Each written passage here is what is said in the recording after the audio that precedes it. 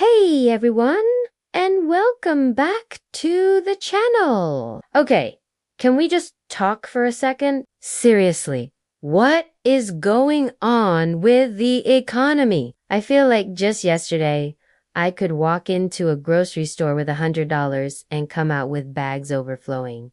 Now, I walk out with a receipt and maybe, just maybe, a single avocado that cost me my firstborn child. It's wild. We're living in a time where the price of eggs is more volatile than my last relationship. You know, we hear the word economy thrown around all the time on the news. They show us these complicated charts and graphs with red and green lines going all over the place. And honestly, it can feel like they're speaking another language. But the economy isn't just some abstract concept for experts in suits.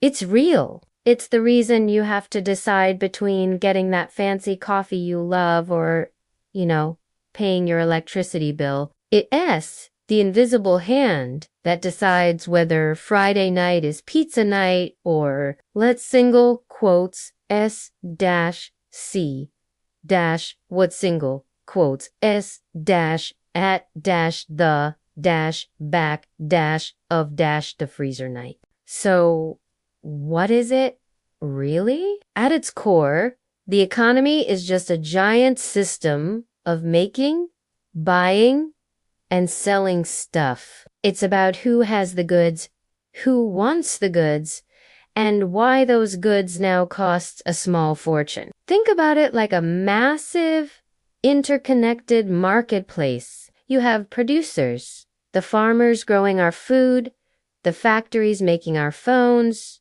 the coders building our apps. And then you have consumers, that's us, the people buying all that stuff, the relationship between supply, how much stuff there is, and demand, how much people want it, is what sets the prices.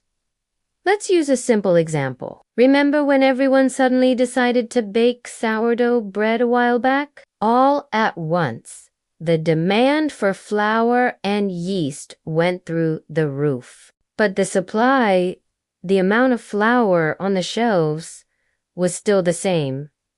What happened? Prices shot up, and finding yeast felt like discovering a hidden treasure. That's a mini economy in action. Now, imagine that happening with everything all at once.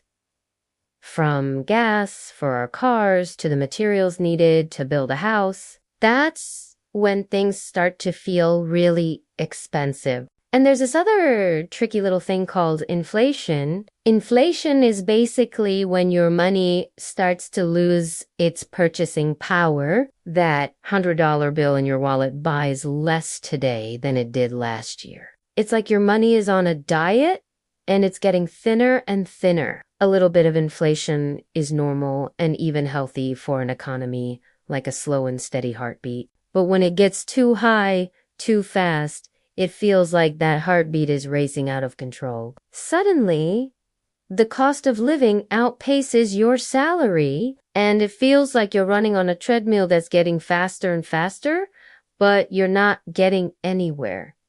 So why does this happen? Well, it's not just one single thing.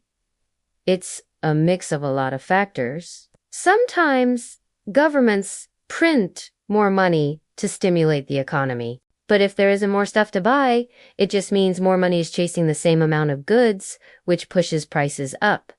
Sometimes there are disruptions in the supply chain. Think about it. A storm in one part of the world can damage a crop. A conflict in another can disrupt oil supplies. And suddenly, the cost of shipping everything from bananas to laptops goes up. And that cost gets passed down line by line until it lands right on the price tag you see at the store. It's like a giant global domino effect. A decision made in a boardroom on the other side of the planet can affect the price of your morning coffee. The price of oil is a perfect example. When oil prices go up, it's not just the cost of gas for your car that increases. it becomes more expensive to transport goods, to run factories, to harvest crops. That single price change ripples through the entire system, making almost everything else more expensive.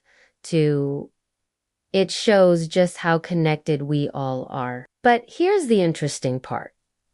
We're not just victims of the economy, we're active participants. Every single time you make a choice about where to spend your money, you're casting a vote. Choosing to buy from a local farmer's market instead of a giant supermarket, you're supporting a small business and your local community. Deciding to save a portion of your income instead of spending it all. You recontributing to the pool of money that banks can then lend out to people who want to start a business or buy a home. Even hunting for a discount or using a coupon is you interacting with the forces of supply and demand. You are a gear in this massive economic machine. Your individual choices might feel small, but when you multiply them by millions of people, they become a powerful force that can shape trends, support industries, and drive change. It's why consumer confidence is such a big deal. When we feel good about the future, we tend to spend more, which boosts the economy. When we're worried, we tighten our belts, save more, and that can slow the economy down. So, while it's easy to feel frustrated and powerless when you see prices rising, understanding the basic mechanics can be incredibly empowering. It's not about becoming a Wall Street genius overnight. It's about recognizing the patterns, understanding the forces at play, and using that knowledge to make smarter decisions for your own life. When you understand why things are happening, you can plan better. You can adjust your budget, look for new opportunities, and maybe even start that side hustle you've been dreaming about. Knowledge is your best tool for navigating these turbulent times. By understanding how the system works,